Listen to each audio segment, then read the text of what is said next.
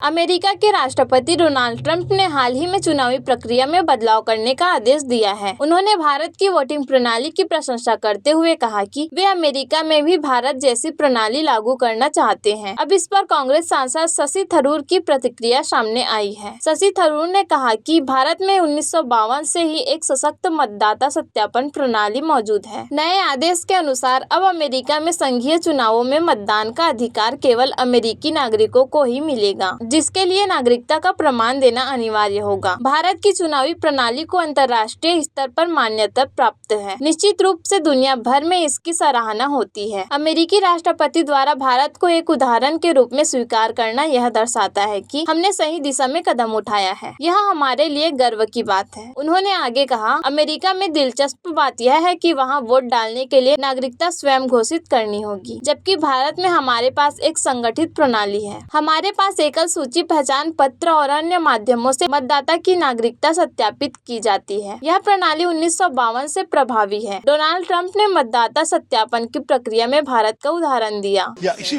what the interesting thing in America is that when you go to vote, you just self-declare your citizenship. In India, we have a list, we have ID cards, we have a whole system whereby we verify that the person voting is actually a citizen. It's been going on since 1952. So for us, we have established a system that works, and certainly there is a lot of respect around the world for the fact that we've been conducting democratic elections for a long time in very difficult circumstances. And I would say that for the American president to acknowledge India by example as a country that got this right, and his country, he says, has not got it right, I think that's something we should all be very happy about.